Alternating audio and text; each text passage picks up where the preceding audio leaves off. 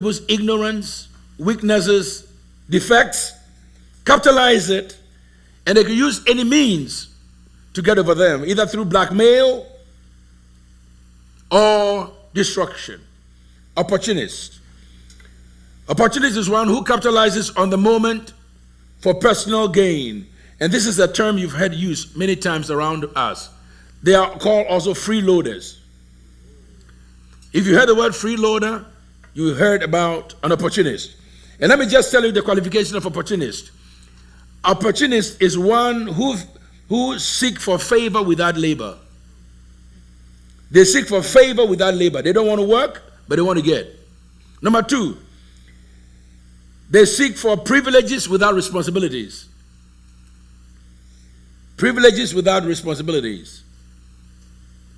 And third, they seek for titles without toil. Titles without toil. They like power. They like positions, but they don't want to work for it. Or people who like glory without pain. There's no glory that comes without pain. If you want glory, there will be some pain. So when you find people who want glory without pain, they're opportunists. They're everywhere. You may know them. The important thing is, my main focus is to address opportunities and how to identify them. How to find opportunities in life, how to take advantage of the things you've been through, whether negative or positive. Take your experience and make something out of it. How you can actually understand that in spite of the differences of our challenges and our experiences, we all have something that God wants to do in our respective lives. Watch this. You know people who have incredible childhood. Those who seem to have silver spoon in their mouth. But yet within that, they can tell you about their own experiences. How many people have grown without any difficulties, but yet the very things they had became snares in their lives. And we know people who can tell you, I had nothing, we had nothing. It's a miracle when we have something to eat or drink. We don't know where food is going to come from. In fact, when daddy leaves home, we don't know when he's coming back. When mommy goes to work, we don't know when she's coming back. Many times we're wondering if the police will be picking us up or social service will be picking us up. There are people who have different experiences, and our experiences differ from each other. But if you listen very carefully, everyone's experience has so much value in it. Why? Because so many inspiration messages have come forth. Books have been written. Movies have been produced. And many have been inspired or motivated because someone's opportunity, someone who went through, someone who literally came off the rough roads, but actually succeeded in life. I also want to make this point. There are so many people that, in spite of what they've achieved or attained in life, for which many people desire to have, they're able to leave it and pursue higher calls. In other words, they are able to see opportunities greater than what they've experienced. And they consider what they've done as insignificant. And they do bigger things, like Mother Teresa. She gave up all of her work and her role to go to India and to sacrifice or give her life for the benefit of people. This is what you call significant life, or a person who understands that opportunities of such should not be missed. We've heard the stories about people who go to hotels and ask them that the little soaps that are left behind, which you throw away, collect them and give it to us. We will send them to impoverished areas of the world so that we can use it to change people's lives. There are those who say that, listen, the shoes you don't like, the eyeglasses you don't like, the purse you don't like, I see value in it. I can use it as an opportunity to make a difference in people's lives. It happens all over the world, and it's constantly happening. I am very, very interested in the fact that if you and I can see opportunity identify opportunity and take advantage of opportunity, we will do great things in our own respective lives. Opportunity is all over us. All over us. All over us. But I'll tell you how opportunity comes. Opportunity comes in three ways, mainly. Let me say it again. Opportunities comes in three ways, and three ways only. First one, opportunity comes by hearing. If you know how to use your ear carefully, you will be able to identify opportunities that many don't. Opportunity comes by hearing what you heard. That means opportunity can be heard. How many times you'll be with people and something is said and someone said to you, did you hear it? Did you hear it? Somehow they heard opportunity. Opportunity can be heard.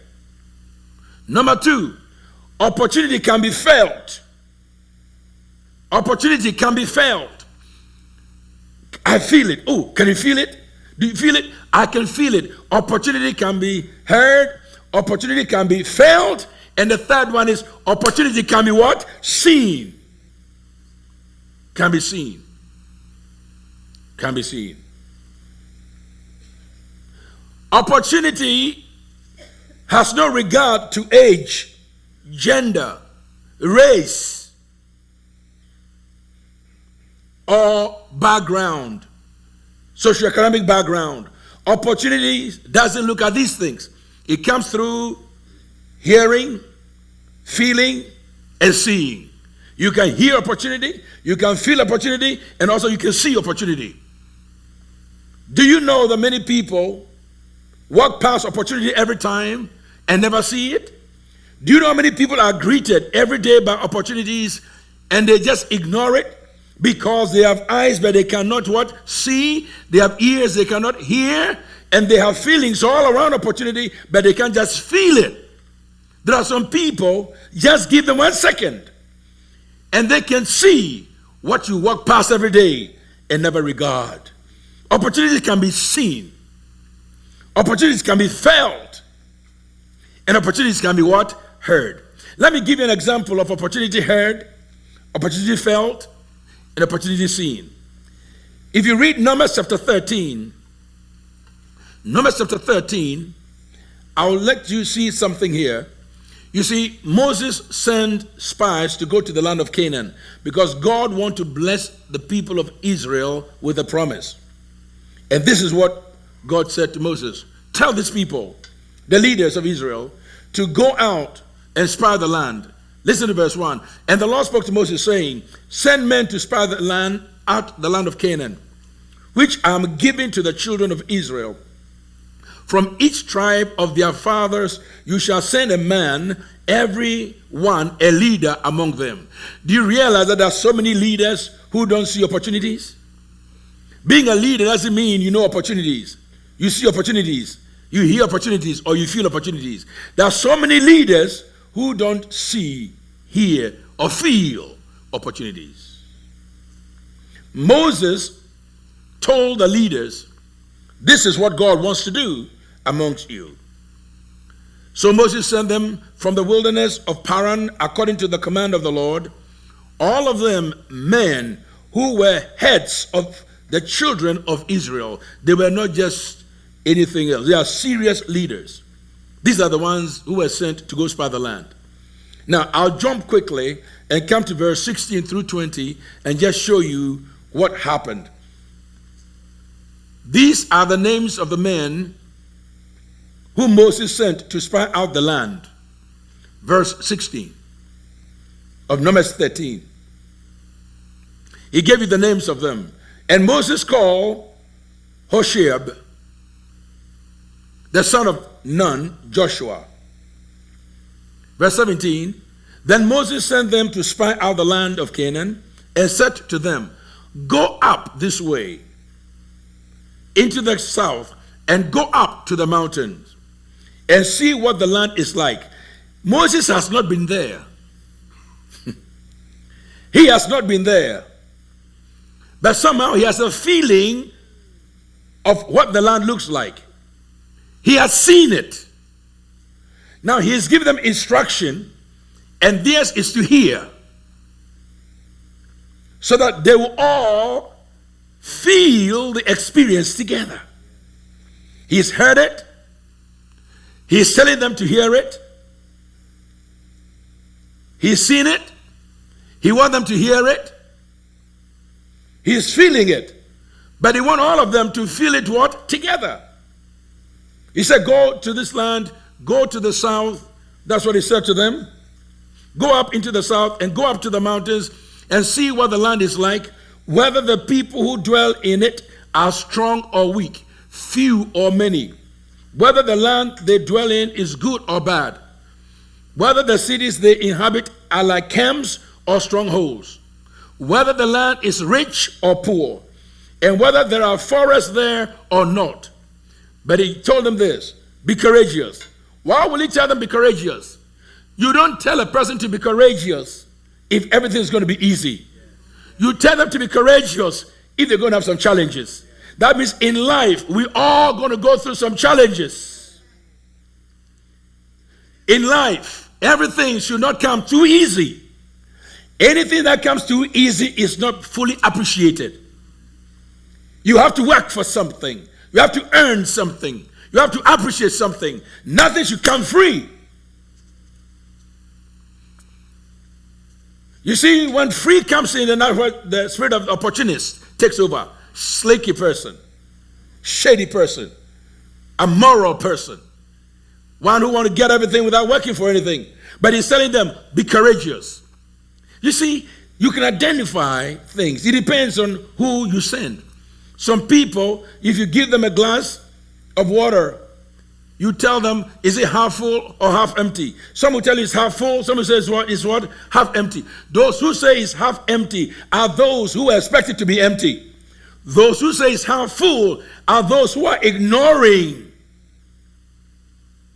the half. They're not ignoring the bottom and looking up. You have to start looking up by understanding that in life you have opportunity to identify opportunities or no opportunities. You see, when he told them, he said, be courageous and bring me some of the fruits of the land. Now the time was the season of the first ripe grapes. Now I want you to see something here. Let's jump to verse 25 to 29. And they returned from spying out the land after 40 days. Now they departed and came back to Moses and Aaron and all the congregation of the children of Israel in the wilderness of Paran of Kadesh. They brought back the word to them and all the congregation and showed them the fruit of the land. Then they told him and said, you see, they've already presented the evidence. They presented the positive evidence, the right evidence. What they identified, he said, bring a fruit. Let us know if the land is, the people are strong or weak. The land is good or bad. They brought the good. But what came out of their mouth wasn't good. There are so many people who are showing you the right thing, but what will come out of their mouth will not be good. They identify problems. There are those who see small things and they make them giants.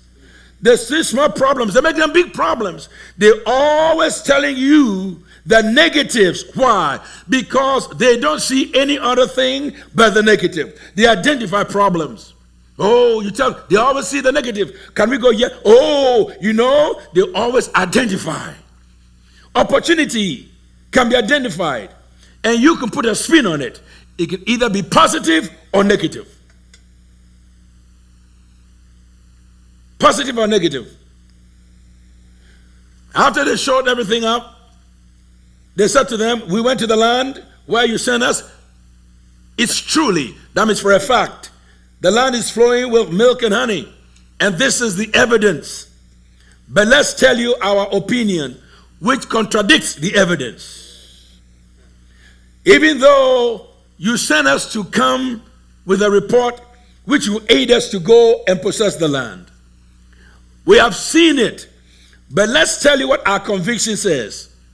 What we heard, what we see, and what we feel is different from what you hear what you see or what you feel. So listen. Nevertheless, it said, the people that dwell in the land are strong. The cities are fortified and very large.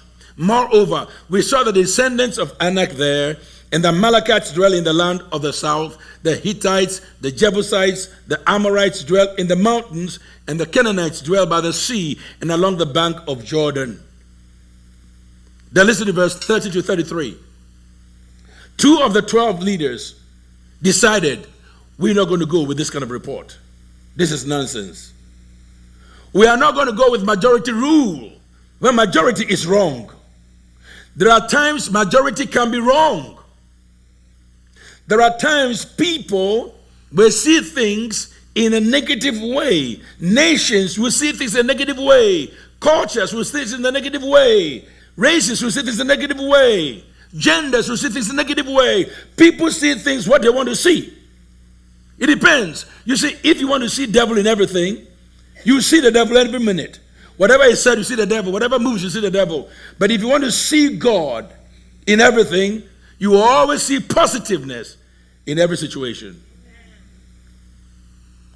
What are you identifying? Are they opportunities, or you identify situations that really takes you out of the purposes of God? Listen very carefully.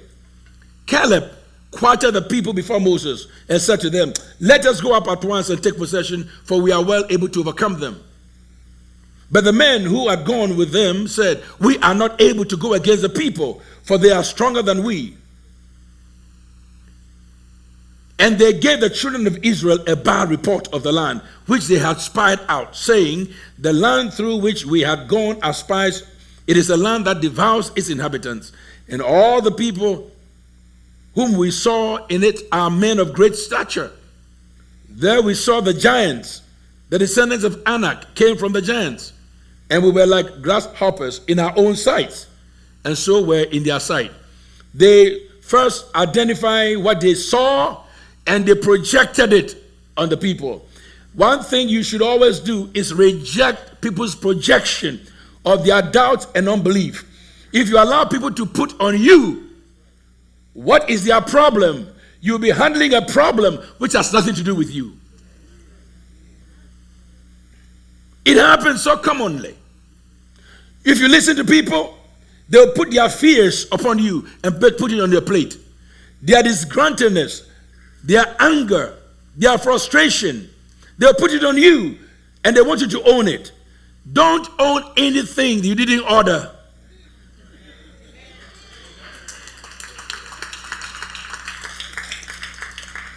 Many times people will come and make you feel like, I just said to myself, listen, that's your problem. I don't feel what you feel. I don't see what you see.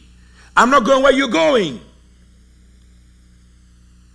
Don't project it on me. If you see yourself this way, I mean, have you heard people say to you, well, I'm never happy in this. I never grow here. You don't grow? Then what happens when you sleep and you wake up the next day? If you're not growing, something is wrong. It's amazing. I mean, you provide somebody food. They didn't cook. They didn't provide no money. They didn't work. You do all the work and you provide them food to eat. And they'll sit around and tell you, what is this? Yeah, what is that? What is that I see over there in the corner? What is that I see over there in the corner? What did you provide for which you wanted to be in the middle?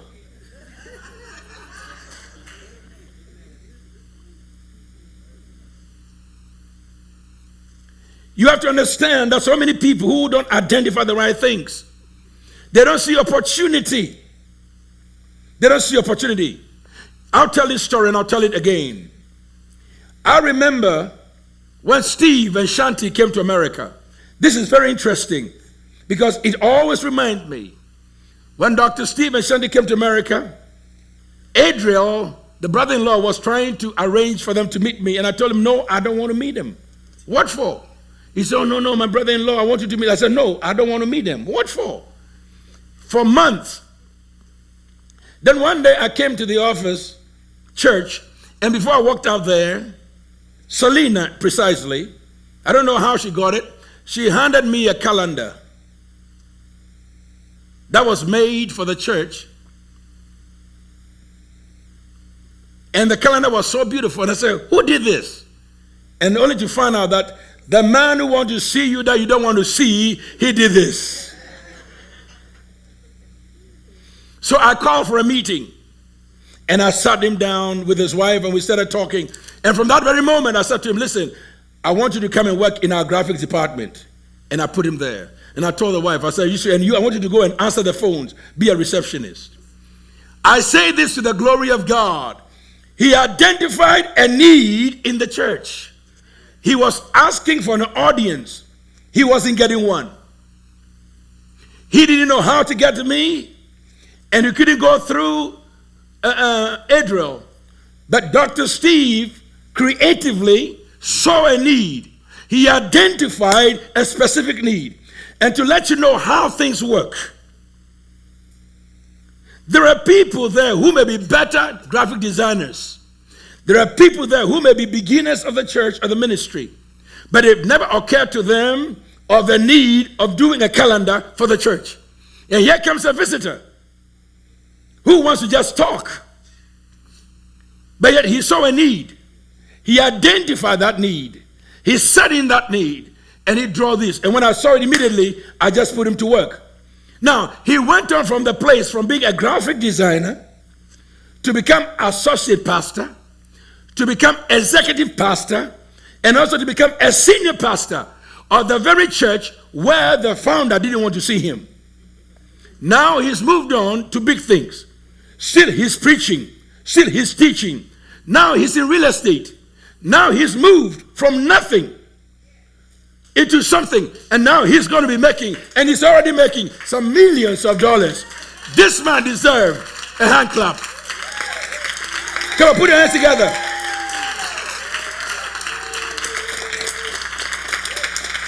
The question is, how come? Because what he has done, he identified a need, and because he identified the need, he filled that need. And because he filled that need, guess what? Greater doors is open to him. If you can identify opportunity, if you see one, if you see opportunity come your way, can you identify it? Many of us are passing opportunities. You'll be hanging with people that has the key to your future. But what you don't like is keeping you out of your own blessings, out of your own future. Because for you, the timing is not right. Everything around that disgruntles you or upsets you. So instead of seeing opportunity and taking advantage of it, you are waiting for the perfect time. Listen to the first message, because I address this issue in it to a point. There are so many people, opportunists, they wait till everything is cooked, where it needs to be, then they set up. Why? Because they want to prove that they are part of the biggest. Do you know how many opportunities you're missing? Can you identify opportunity? Can you identify opportunity? Listen to me very carefully. Many times you may think in your mind, I think I'm qualified for this. You are not qualified because you think you are. It's the one who determines, somebody has determined whether you pass the exams or not. Because you don't mark your own papers. Let me say it again. When you go to an exams, you don't mark your own papers. Somebody would just, you may say, I did my best. But the one who marks it may say, you didn't pass. Can you identify opportunities? And can you take advantage of opportunities? This is a question we should ask ourselves. Caleb silenced them. He silenced them. He said, no, listen, we can do this. Don't just tell me we can do this. We can do this. I heard the opportunity. I felt the opportunity. I've seen the opportunity. And if you are here telling everybody that we can't get to the promised land, I'm here to dispute that. It is not so. We can do this. This 40 years later, listen to me, 40 years later, all the people who said we can't go to the land, they didn't go to the land. Their children's children didn't go to the land. Only those who believed. Joshua and Caleb. That is why Joshua took the place of Moses and Caleb was able to get his mountain. You see, there are so many of us, we don't take advantage of opportunities. God at times will send you to places where he will provoke you to see how sloppy the place is, to see whether you see opportunity to bring yourself to the top. Some of you, the reason why you don't get the blessings, promotions, and the favors you need on your jobs is because when you got there, because things are not done the way you think it's supposed to be done, and you did not give yourself to that opportunity, you're missing out in your own personal achievements. Well, I don't like these things. I don't like the way they do things. I don't like the way they do it. I don't like this. I don't feel good. Yeah. Listen, do you realize this is an opportunity? Do you realize this is an opportunity that you have? It's an opportunity of a lifetime.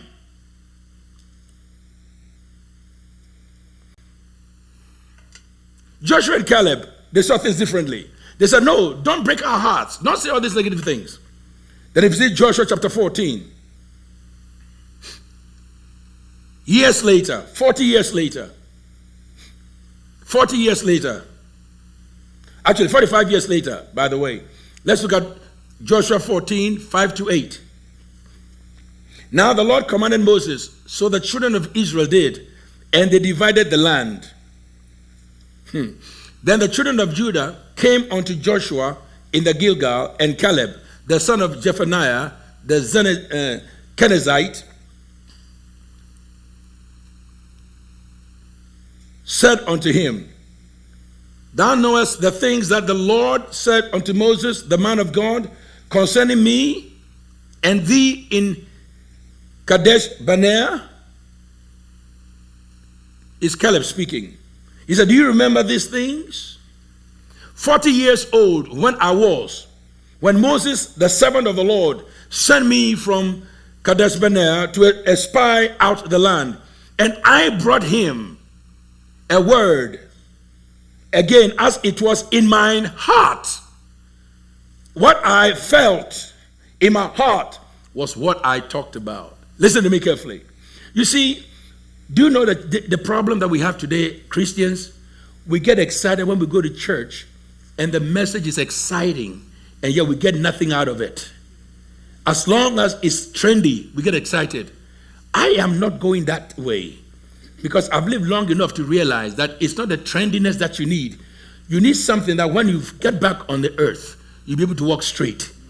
The important thing is this: I want you to identify the most important things that matters in life.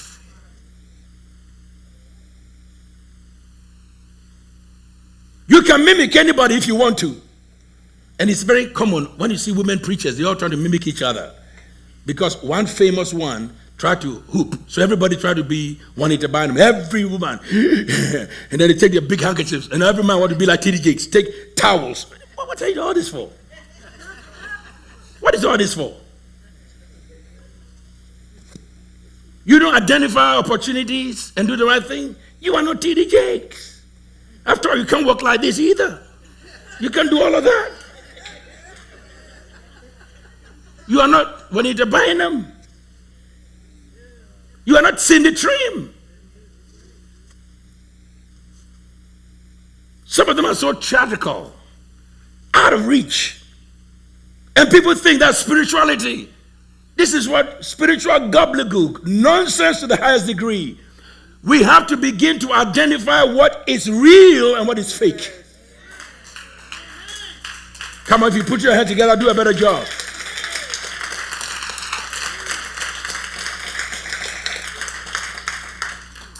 This man felt what was in his heart and he expressed it. He said, let me tell you what came out of my heart.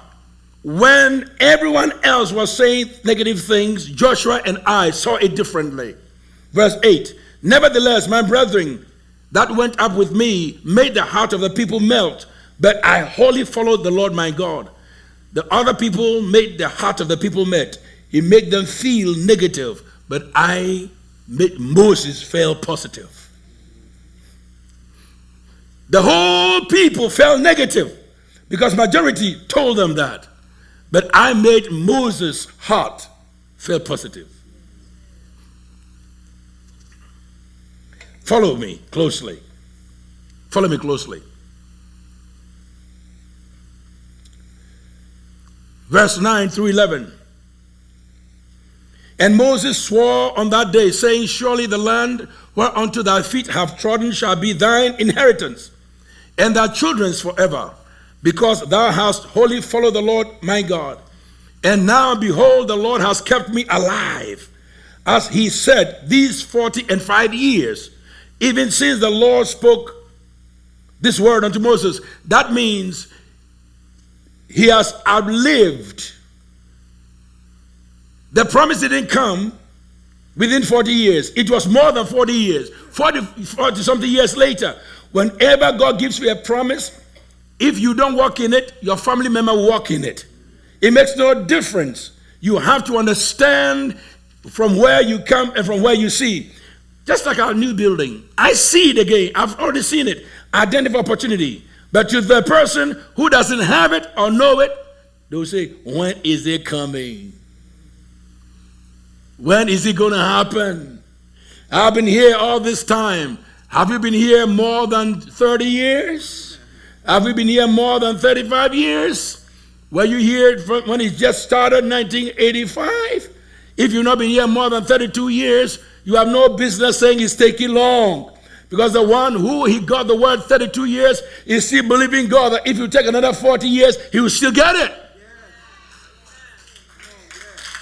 My heart is made, my mind is made up. I'm convinced it's going to happen. No matter what. 45 years ago, Moses sent us to go spy the land. Everybody believed you otherwise, but I'm telling you, I saw something. I saw opportunity. I identified opportunity. And whilst others were seeing the negative, I saw the positive. And now here, listen to what he says to you. Listen to what he says now. He says this.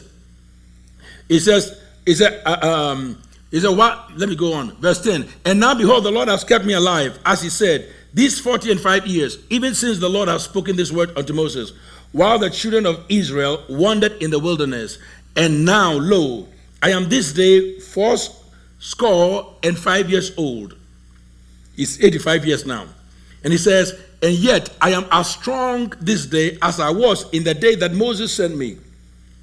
As my strength was then, even so is my strength now. For war, both to go out and to come in. He says that means I am ready to take care of business today. And you know, ultimately he says, so now therefore, give me this mountain. Give me this mountain that the Lord has spoken. It's mine. It's mine. So Joshua blessed him and gave it to him. Moses gave them the promise. Moses was gone. Joshua was in place. Joshua remembered what was said. He said, I remember 45 years ago, this promise was made. You made up, you stood up, you saw it, you identified an opportunity. So this thing belongs to you. And that's what happened. Let me ask you and put some thoughts here as I close. You see, many times you will see trash which you throw out of your home because it smells. How many of you know that if you have trash and you keep it in your house long enough, it will smell, the whole house will smell?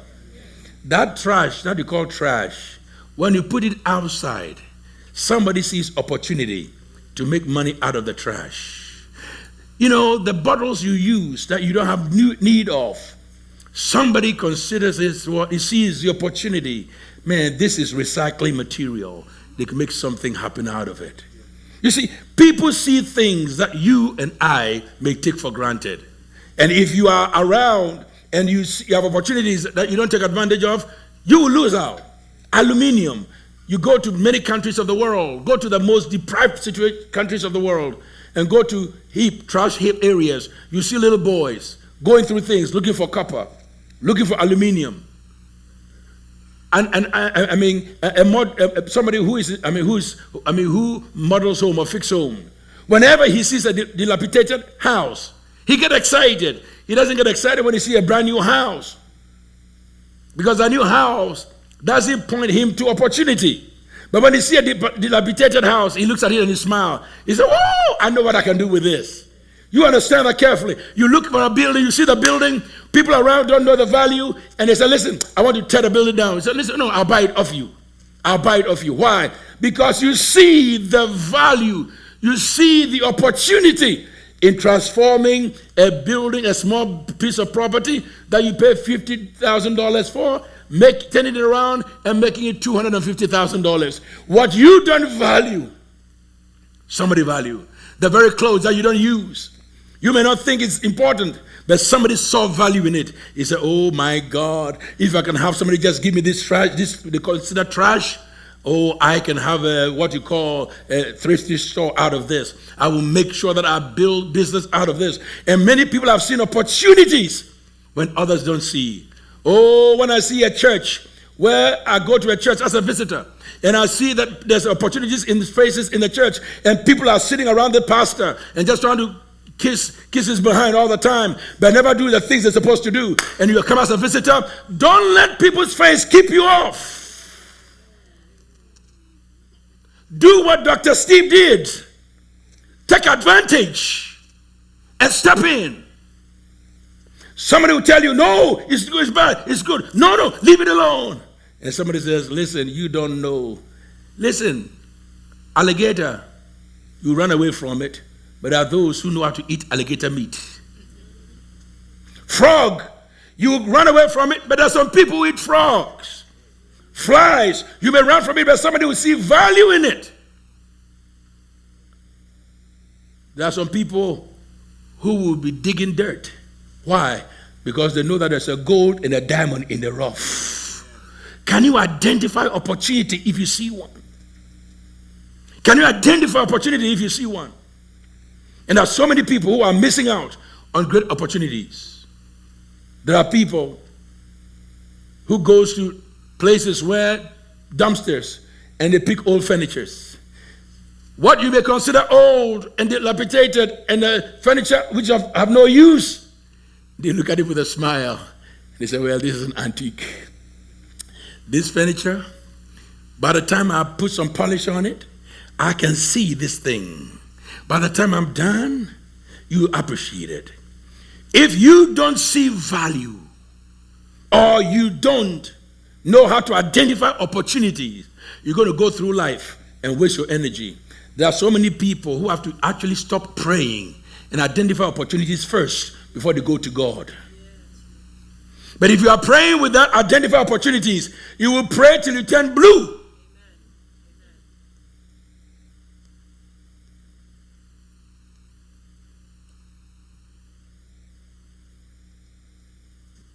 What opportunities did I see for staying in America this long and not staying in the same region and not moving out of the region? People come and people go. I'm still here. Why? Because I see opportunity. It's like I found gold. And if you are hanging with me, you don't see it, I'll put dirt on it. And when you walk off, I know where I put the dirt. I'll take it off and put that gold. That is why I am here until I die.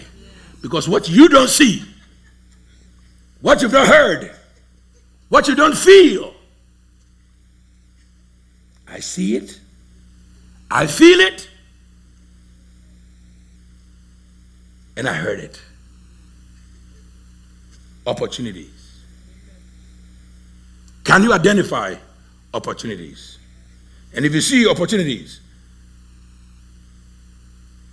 will you be able to take advantage of it? I'll make this last point. Then I close. There are three types of people. Three types of people. Every message, I can have three types of people. Those who talk about opportunities. The first one is those who talk about opportunities. There are many people who talk about opportunities. They always talk about opportunities because they are good talkers. They talk about they're good talkers until they find something else to talk about. Those who talk about opportunities. There are three types of people. There are those who talk about opportunities. The second type of people are those who watch opportunities. They're watching opportunities. Don't be angry with the Chinese. Don't be angry with the Indian. Don't be angry with the Vietnamese. Don't be angry with the Mexicans. Don't be angry with the Africans. Don't be angry with people. They saw opportunities that you didn't see.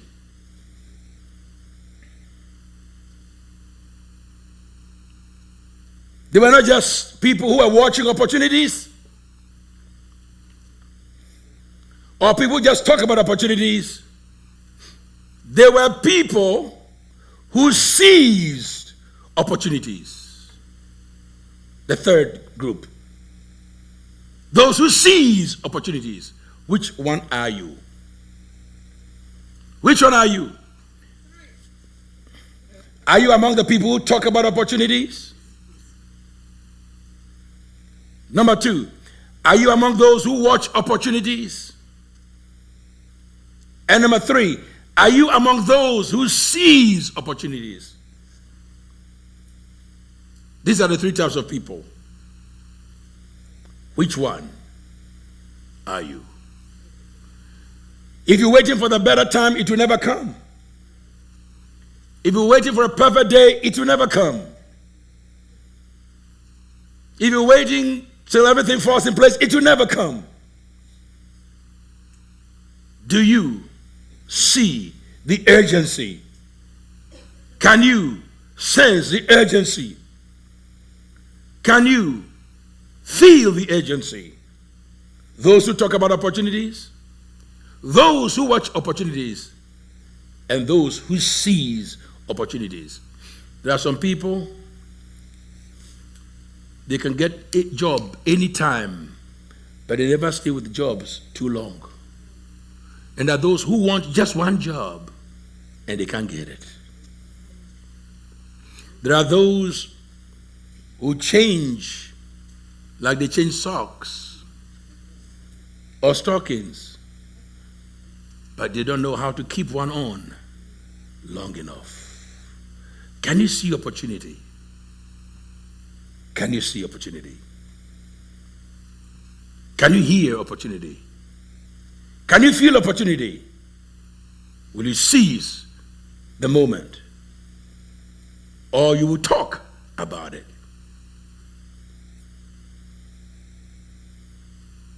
Or you will watch opportunities? The rest is you. Make that choice.